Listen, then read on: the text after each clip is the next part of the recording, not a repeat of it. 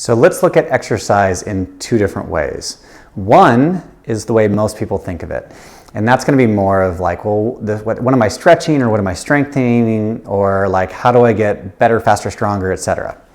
And the other part, which is where we've started to turn to more in the physical therapy space, or even in like the corrective exercise space, movement science, whatever you want to call it, is more restorative.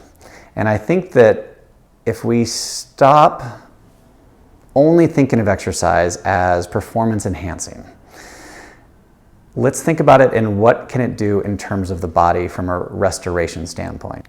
When we look at people who have a history of movement culture, so whatever that means to you, but people that essentially like never really stopped moving, those are people that have always been able to kind of maintain and even kind of restore some of their movement abilities over time. They never lost them, so they were just always able to keep them.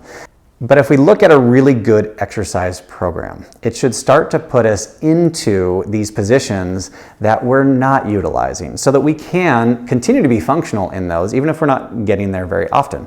So whether that's yoga and stretching you into all these different directions that you're not used to doing, whether it's something like CrossFit or some sort of strength training that is doing the exact opposite movements of the things that we do all day long, that can also be very restorative of reminding the body that, hey, you can go here and you can be functional there. If you don't know how to do that, go seek out a class that's going to put you in those positions. Again, yoga, a functional training class. I don't care what it is, I just want to encourage you to move, and move in ways that are novel and multidimensional and directional. That is what is going to really help.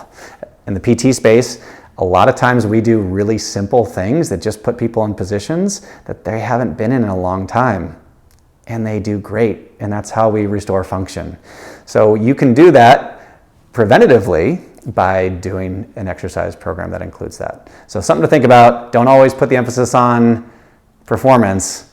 Make sure it's about restoration and even maintenance of basic general function as well.